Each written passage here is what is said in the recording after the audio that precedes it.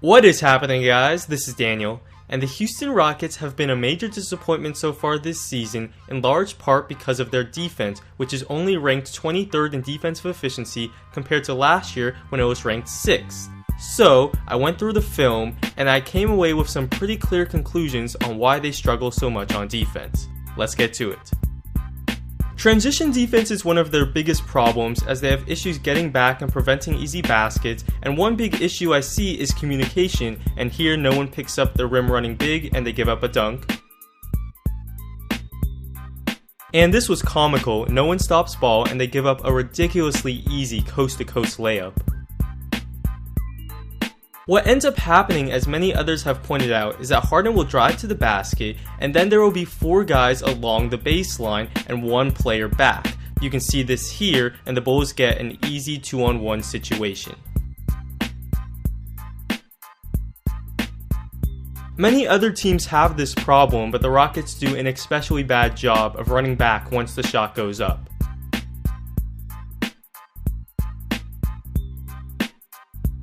Moving on, and they also really struggle with rotations in the half court. So here Chandler Parsons will drive and no one steps up and it's an easy layup. And this is a common theme, as rotating from the weak side is not their strong point. And even if someone does step up on the drive, they struggle with the next rotation, as here James Harden doesn't sink and fill to help the helper and they give up the dump off pass.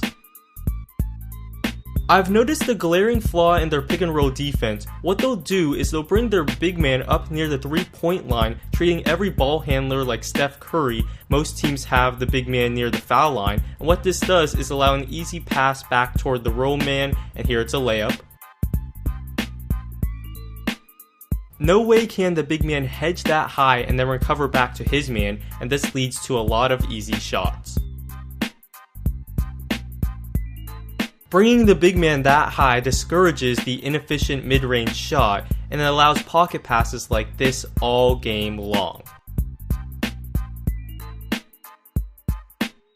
Now this can work if the rotations behind it are perfect, but this is far from the case with the Rockets. They leave the big man open, and even when they cover the big man alright, they'll leave the next pass open.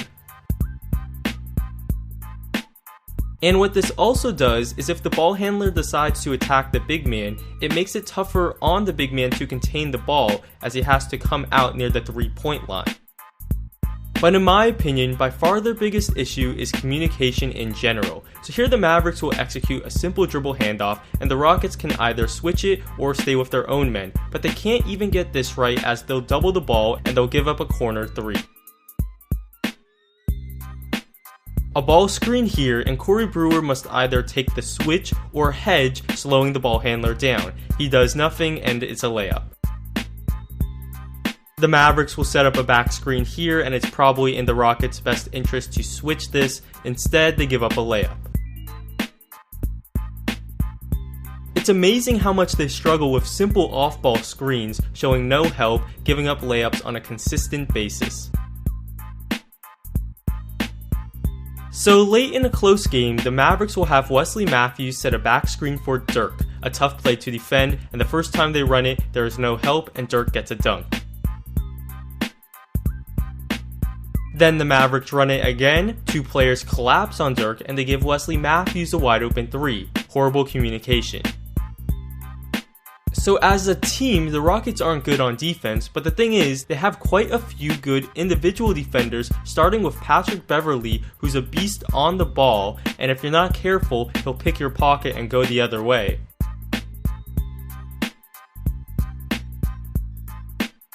He's very active, and here he strips the ball from Gasol, and then watch how he steps in to take the charge here.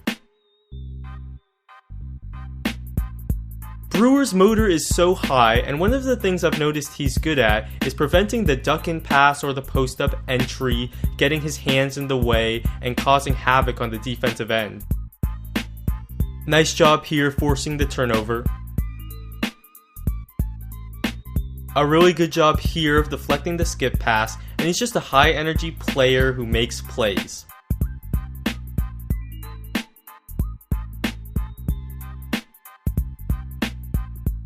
A really nice sequence here. He'll first cut off Butler on the drive and force the miss.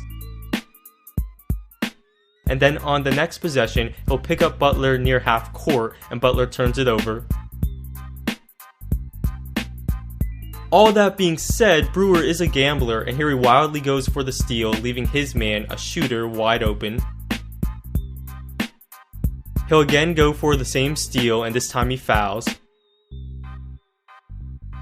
Capel is an interesting defender because he has the athleticism and length to be a really good shot blocker and rim protector, and here are two nice blocks. But he is still raw, and here when he helps, he lets Parsons go right around him for the layup. And this time for some reason he'll reach, allowing Parsons to split him and Ariza. Montejunas is just an average defender, but at least he gives good effort, and here he makes a good rotation and contests the tough shot. And solid ball pressure on top as Gasol turns it over. Now, the Rockets do have some bad individual defenders, including James Harden, though I will say, while he's a poor defender, I do think he's a tier above the absolute worst defenders in the league, such as Enes Kanter and Jabari Parker.